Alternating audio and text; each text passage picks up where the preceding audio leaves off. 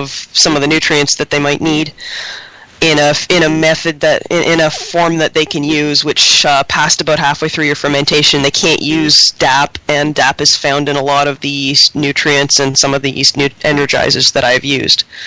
Fermento doesn't have any of the DAP in it. I think it is completely organic source nitrogen, which is why you can use that at any point in your fermentation.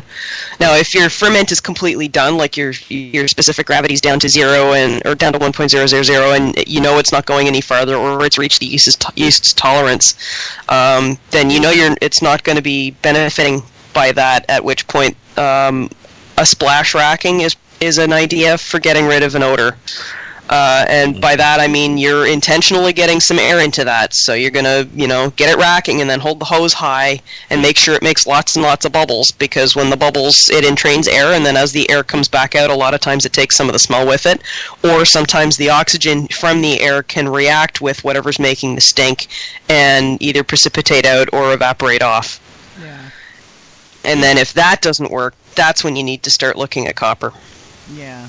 Or at least that's been my experience with sulfur, and at any rate. Yeah, well, I mean, as long as it's not in the part of the fermentation process where the yeast has gone anaerobic, where you're not supposed to be adding oxygen, then yeah, you're okay. But mostly you're going to see that in the beginning part anyway, so it's really not that big of a deal. The thing is, the justification with the splash racking is because you're still either in a semi-active fermentation or just after it, you've still got a lot of carbon dioxide in the mead that's going to be coming out too. So the theory, I think, behind that is that the oxygen's going to react with whatever you're trying to get out, and the carbon dioxide will quickly displace it because you're shaking it around, so it's going to be starting to come out. You're going to be degassing it at the same time. And I think that's the rationale behind doing a late splash racking. And actually, I have had wine kits where they suggest that your racking into secondary after fermentation is stopped should be a splash rack. And I don't know whether that's to get some micro-oxidation or whether that's just to get a little bit more oxygen to get whatever yeast are left to finish the job. I'm not sure what the rationale is behind that. That's one of the things I don't really like about wine kits, is they teach you some procedures, but they don't teach you the science behind it. Yeah. But that's, they say to splash rack on your way to secondary, so, I don't tend to worry about entraining oxygen as long as there's still carbon dioxide in the must. Yeah. Now that's me personally. Your mileage may vary, and Pete may come on next week and tear me a strip about that. But that's how it's been working for me, and I have not had oxidation problems in many cases. And the ones that I have, it's usually because I'm a numpty and forgot to fill an airlock. In red wine, you're right there, Chevette. AJ, what's her name? I do answer to Chevette Girl. It's all good. It's quite common to just be a bit rough and ready with it when you're going to secondary, about a week after after you pitch the primary. It's still under ferment at that point, but with white wines, definitely not. With white wines, everything is ice cold and careful, no oxygenation. So it really depends on what you're dealing with. But my experience with mead is that it handles oxygenation or oxidization much better than even red wine does. So as such, yeah, the splashy racking isn't a harmful thing most of the time. And if you have a bit of a pong in there, even if it's just from overdosing the sulfates yourself, then it'll help get that out. Yeah, I'm glad he said that, because I think because of the color of mead, a lot of times we think of it as a white wine and this really delicate flower. But one of the things I've noticed is that it's not white wine or red wine. It's mead, and it's very different. And it's very robust, actually. Mead is incredibly resilient. People don't realize just... it was so funny. I was just looking over the list of mead faults from the BJCP, which if you guys look at the show page, I do have a link to the BJCP faults there. But there are three things that if you always do them with your meads is going to eliminate maybe 70 to 80% of your problems. And one is to know your yeast. All yeasts have a temperature range that they're happy in. So if you know that your yeast is happy from this temperature to that temperature, then don't do it at that plus 10 or this minus 5. Do it in that range and keep it there. Do whatever you have to do to keep it in that range. Second thing is sanitize, and did I say sanitize? You can't get an infection, or at least it's damn difficult to get an infection if you're sanitizing everything that touches that mead before, during, and after, whether it's in the bucket or out of the bucket. And the other thing is to what was the other thing? There was another thing.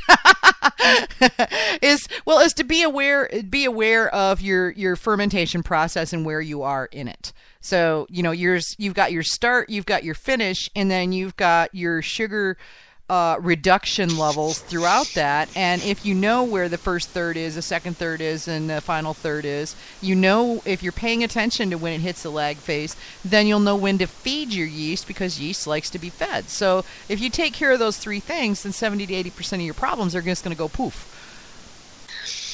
Well, I also I find a lot of the things that have gone wrong with primary fermentation are either a problem with your base recipe or a problem with your procedures. Mm-hmm. A lot of the times, the base recipe either doesn't call for enough nutrients for the yeast you're using, or enough nutrients at all, because you're converting a wine recipe and you don't have anywhere near. Yeah, or also. A lot of older recipes that are not up with the whole idea that honey is acidic have you adding acid blend, and sometimes fruits can be acidic as well. Yeah. So pH is another big one that can stress out your yeast. And sometimes your yeast will express its dissatisfaction by just stopping or slowing down significantly, at which point you get out your pH tester and you check. And sometimes they express their discontent by making stink. Yeah. So it's another, it's like a baby. They've only got so many ways to get your attention. About that adding acid up front, almost every time I hear someone from the mead world talking about how winemakers add it up front, they always say, "I don't know why." Now, I'll tell you why. The reason why. No, I got the reason here. That's right. You do? Okay. The reason why the reason why we add the acid up front when making wine is because wine has a much higher buffering capacity than honey. So it actually will help. It doesn't affect it as much. But the trick is if you add acid to a finished brew, it has a much less chance of bonding to the brew itself, and as such, you get a lot of it falling out in crystal. So it's cheaper and easier and more effective to add it up front. But if you do that to mead, you get into a problem. So with mead, then, if you need to do acid, you're going to want to do that at the end when you know what you're dealing with. Well, you want to do taste. That's true. You want to do and it's going to be less easy to adjust it. You're not going to be able to adjust it as far as you can adjust wine. But typically, I've tried adjusting acid a few times and had some taste offs, and almost every time you go, "Oh, that's interesting," and then you do a proper taste off and you go back to the original where you didn't add anything. Okay, that's interesting. I figured that the reason that there was a whole lot of things that one did when one was using a fruit other than grapes was to make it as close as possible to grape wine must, because that's what all the research has been done on. Mm-hmm. So my idea, my whole concept for my early winemaking days was make it as close to a grape must as possible, because we know how that works. Right. Yeah, sure. And that's why you want the acidity, you want the sugar content, you want the tannin level, you want all of that to be similar to a grape must, because that's what the yeast were developed for, and that's what all of the research on the yeast and on fermentation has been done for is grape wine. So ideally, yes, but honey doesn't work that way. Yeah. Yeah, I realize that, but I also come from a background of having made a lot of wine using sugar rather than honey. So it does work when you're making fruit wines and not using honey. It's just honey itself breaks down into acidic compounds, so it just makes it even worse. And I agree with you that fruit has got a much more of a buffering capacity when it comes to dealing with drops and raises in acidity. But you'll still see fruit. You'll still see fruit mead recipes. The older ones saying to add acidity when your honey's probably adding more than enough. Yeah. And, I even have to be careful when I use just plain fruit, because red currants, if I use too many of those, I get acidity problems, and then my RC212 makes rhino stank. That's my biggest problem, is that either that or now, not so much anymore, because now I know how to feed the stuff. I pretty much double what I'm going to be, what I would use for any other yeast, I double it, and that's how much I feed RC212 when it comes to nutrients and energizer. But it'll throw off stink as well if you happen to have let the pH get too low. So if it's too acidic, then that's a problem. So so often it's a problem with the base recipe, and sometimes it's a problem with the procedures. Like the reason that I ended up with some black fuzz on that fruit bag was because I don't tend to like using sulfites to sanitize my fruit before a batch, but I have discovered with certain fruits, specifically pears, that if you're not going to heat treat them, then you need to sulfite them if you're going to use pectinase, and I always use pectinase. Alright, pectinase, that's another one. Jellyfish. Vicky had mentioned having jellyfish. Yeah, jellyfish.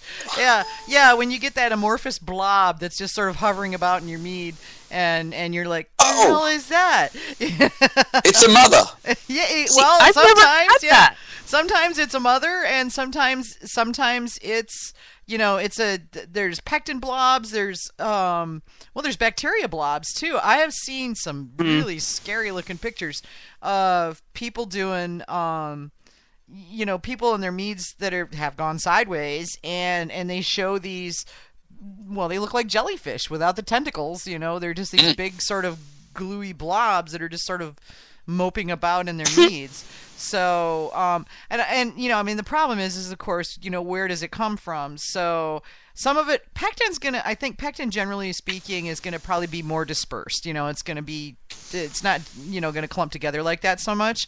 Although I noticed thicker areas in a mead with pectin in it.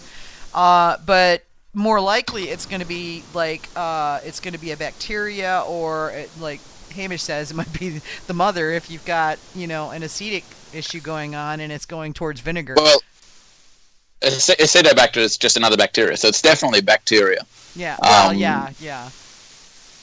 Yeah, from what I've always used pectinase when I'm using any kind of fruit. So except for Joe's Ancient Orange.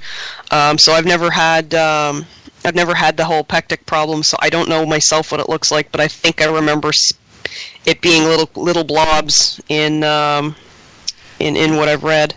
It's little-ish blobs. I mean, what I'm talking about is like the fist-sized globules that, loiter about in your mead. Yeah, and they look like jellyfish. They're just nasty-looking things. Yeah. Vicky's talking about the stuff that gets stuck in your tap when you're trying to pour your vinegar. Yeah, exactly. Yeah. And which oddly enough, the times I've made vinegar, I haven't had a blob like that. I never had a mother blob. Yeah. Wow. I don't know. She's got well-behaved Acetobacter. Well, they were also in shredded apples, so they may have gotten dispersed. Yeah. But a pectic haze tends to be a little bit more uniform, generally speaking. But again, that you can avoid most of that by sanitizing, obviously. And in the case of Acetobacter, sometimes I know a lot of people that go with the wild yeast thing, and that's really cool. The problem is you don't know what wild yeast you're getting. You know, I mean, you just hoping that it's the right one. And this is why I personally, you know, and this is up to the individual, but I personally do not go the wild yeast route. I go with a yeast I know that I want to use, and that's the yeast I use, and that sucker gets stoppered. You know, once I pitch, it's you know, that sucker's stopped.